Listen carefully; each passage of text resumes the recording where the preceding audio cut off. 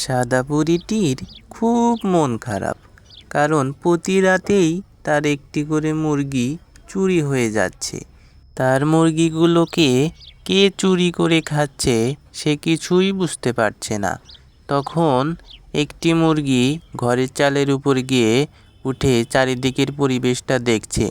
তখন সাদা বুড়িটি উঠে তার মুরগিগুলোকে বলছে, বাছারা, তোরা খুব সাবধানে থাকিস। তোদের চারপাশে অনেক শিয়াল, অনেক বাঘ রয়েছে। সুযোগ পেলেই কিন্তু তোদেরকে খেয়ে ফেলবে। এইদিকে শিয়াল সব কিছু দেখছে এবং বুঝছে কিভাবে শিকার করা যায়।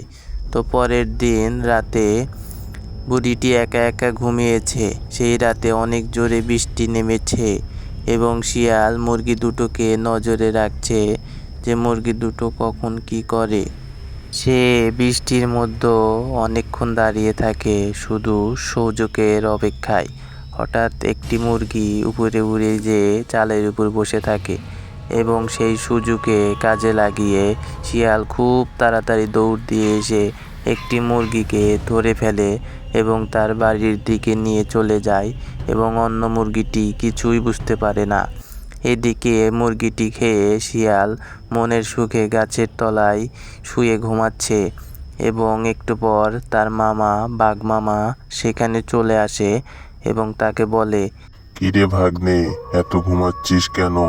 বেলা তো অনেক হয়ে গেল, কাজে যাবি না?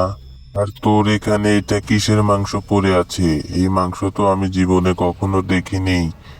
তখন শিয়াল বলে, মামা, তুমি এই মাংস কিভাবে দেখবে? এইটা তো মুরগির মাংস। তুমি তো জীবনে কখনো মুরগির মাংস খাওনি। আমাদের বাড়ির পাশে একটি বুড়ির বাড়ি আছে, সেখানে অনেক মোটা তাজা মোরগ রয়েছে। তখন বাঘ শুনে বলে, কি বলিস ভাগ্নে? এত সুন্দর মোরগের মাংস আমি তো জীবনে কখনো খাইনি, একটু খেয়ে দেখি কেমন লাগে। এই কথা বলে সে মুরগির রোস্টটি খেয়ে ফেলে এবং শিয়ালকে বলে, বা ভাগ্নে, এটা তো অনেক সুন্দর মাংস, আমাকে একটি করে প্রতিদিন এনে দিবি, তাহলে তোকে অনেক পুরস্কার দেব।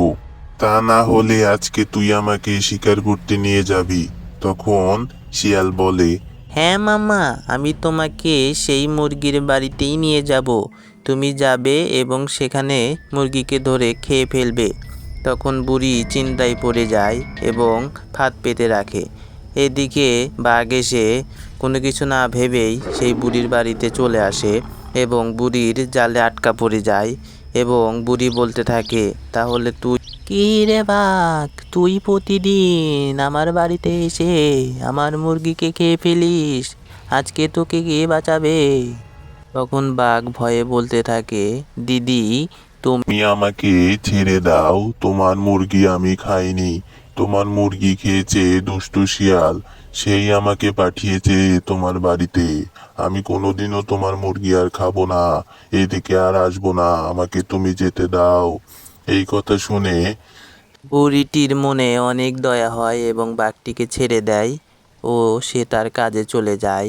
কিছু মাস পর বুড়িটির আবার অনেকগুলো মুরগি হয়ে যায় এবং এটা দেখে সে অনেক খুশি হয়ে যায় আর বলতে থাকে, বন্ধুরা, তোমরা যদি নতুন হয়ে থাকো চ্যানেলটিকে, তাহলে সাবস্ক্রাইব করো, লাইক করো, পাশেই থাকো এরকম গল্প শোনার জন্য।